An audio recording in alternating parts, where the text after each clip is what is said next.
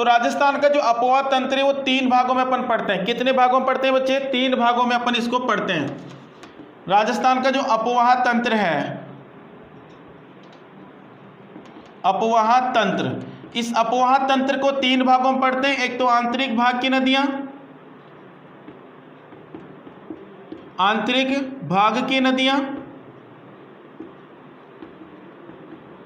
या फिर इन्हीं को कहते हैं अंतः प्रवाह वाली नदियां।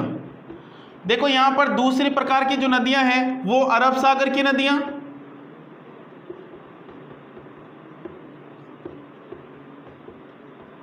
ठीक है, और तीसरा जो प्रकार है वो बंगाल की खाड़ी की नदियां।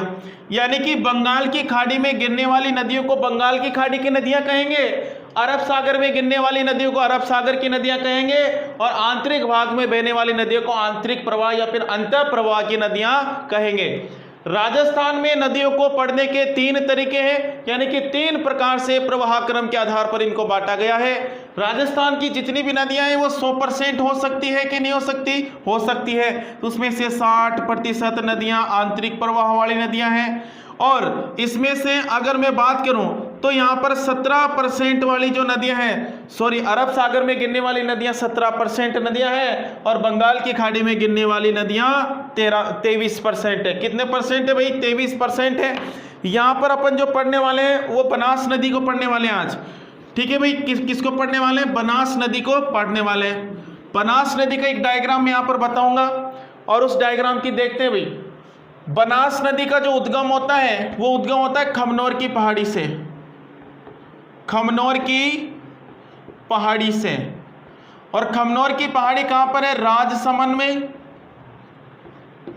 और देखो राजस्थान की 3 नदियां 6-6 जिलों में बहती है। जैसे एक ट्रिक आपको बता रहा हूं, चबल, यानी कि च फॉर चंबल, ब फॉर बनास और ल फॉर लूणी। तो ये 3 नदियां 6-6 जिलों से बहेगी। कितने कितने जिलों से? 6-6 जिलों से 3 नदियां बहेगी। अब देखो यहां से एक नदी निकली और ये राजसमंद से निकलती है, तो कहां चली जाएगी? ये चली जाएगी चित्तौड़, ठीक है। चित्तौड़ के बाद भीलवाड़ा, भीलवाड़ा के बाद अजमेर, अजमेर के बाद टोंक, और टोंक के बाद अगर मैं बात करूं तो टोंक के बाद ये नदी सवाई माधोपुर में जाएगी। और सवाई माधोपुर की बात करें तो यहां पर एक नदी आती है भाई, चंबल नदी। और ये चंबल नदी में जाकर सवाई माधोपुर के अंदर देखो एक स्थान है रामेश्वरम, और ये है खंडार तहसील में और सवाई माधोपुर में, ठीक है बच्चे। अब देखो ये तो मुख्य नदी हो गई। किसी भी नदी को पढ़ने के लिए क्या करना चाहिए? किसी भी नदी को पढ़ने के लिए सबसे पहले उद्गम पढ़ना चाहिए। उद्गम के बाद उसका विस्तार आपको देखना चाहिए, और विस्तार के बाद आपको उसका, अगर बात करूं उसके ऊपर कोई बांध है तो बांध देखना चाहिए। उसके बाद उसके ऊपर तो त्रिवेणी संगम है तो त्रिवेणी संगम देखना चाहिए, और उसके बाद अगर कोई उस पर जलप्रपात है तो जलप्रपात देखना चाहिए। और उसके बाद अगर उस नदी पर, उस नदी की, देखो अगर नदी लंबी है तो उसकी लंबाई देखना चाहिए। तो ये सब जब अपन देख लेंगे, और उसके बाद उसकी सहायक नदियां, उसकी ट्रिब्यूटरीज देखना चाहिए। यानी कि अगर इस प्रकार से ये सब चीजें देख लेंगे तो वो नदी को अपन कंप्लीट कर लेंगे कि नहीं कर लेंगे? कर लेंगे ना भाई। अब देखते हैं यहां पर, देखो भैया, अगर इसका उद्गम देख लिया, इसका विस्तार देख लिया, इसका समापन देख लिया। यहां पर अगर मैं बात करूं तो सवाई माधोपुर में यहां पर इसरदा बांध है, इसरदा बांध। देखो इसरदा बांध सवाई माधोपुर में इसरदा गांव में है, और यहां पर अगर इस इसरदा बांध की बात करूं तो अभी वर्तमान में ये निर्माणाधीन है। इसी के पास यहां पर टोंक के अंदर, देवली के अंदर एक यहां पर बांध और है जिसका नाम है बिशुलपुर बांध। और फिर अपन यहाँ पे आते हैं तो यहाँ पर इसकी सहायक नदियाँ, जैसे यहाँ पर एक पहाड़ी है भाई, गोगुंदा की पहाड़ी, और ये कहाँ पर है, उदयपुर में। यहाँ से एक नदी निकलेगी बच्चे, और ये जो नदी है इस नदी का नाम है आयड़ नदी। यहाँ पर आयड़ सभ्यता भी मिली, ठीक है। अब इस नदी का जल किस में जाएगा, उदय सागर झील में। और उदय सागर झील में जब आयड़ नदी का जल जाता है तो ये जल यहाँ पर, ये नदी बेड़स के रूप में बाहर निकलेगी, और बेड़स के रूप में बाहर निकलेगी तो सीधी सीधी बनास नदी में जाएगी। भाई कहाँ जा रही है, बनास नदी में। बेड़स नदी पर चित्तौड़गढ़ के अंदर एक बांध बना है जिसका नाम है गोसुंडी बांध। गोसुंडी बांध, देखो ये राजस्थान की बॉर्डर, इसको मान लो आप। एमपी से, एमपी की पहाड़ी से एक नदी आती है भाई, और उसका नाम है गंभीरी नदी। और गंभीरी नदी राजस्थान में प्रवेश यहां से करेगी निम्बाहेड़ा। और निम्बाहेड़ा कहां पर है भाई, चित्तौड़गढ़ में। देखो यहां से नदी आती है गंभीरी नदी, और ये यहां पर एक पठार है भाई, और इसके पठार का नाम है मेसा का पठार। मेसा का पठार, और ये मेसा के पठार के ऊपर एक किला है मेरे भाई, एक किला है यहाँ पर।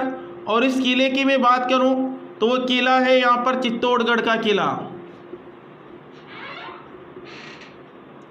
किला, ठीक है।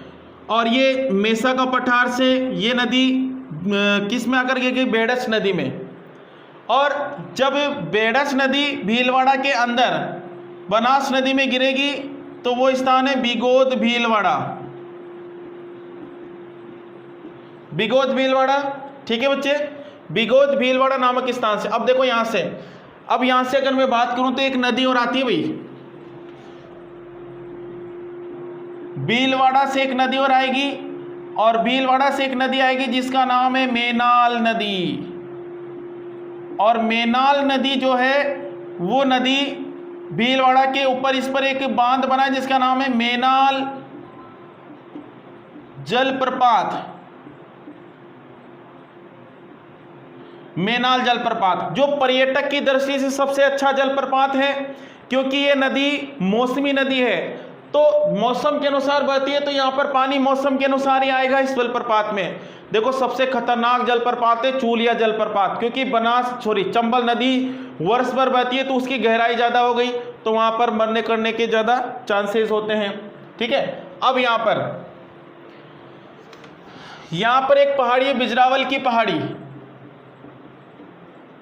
बिजरावल की पहाड़ी, और बिजरावल की पहाड़ी कहां पर है, राजसमंद में। यहां से एक नदी आती है भैया, और ये नदी जाएगी टोंक के अंदर, और इसका नाम है खारी नदी। और ये टोंक राजमहल, टोंक के अंदर एक स्थान है राजमहल, ये टोंक में है। और ये यहां पर जाकर बनास नदी में गिर जाएगी। यहां पर एक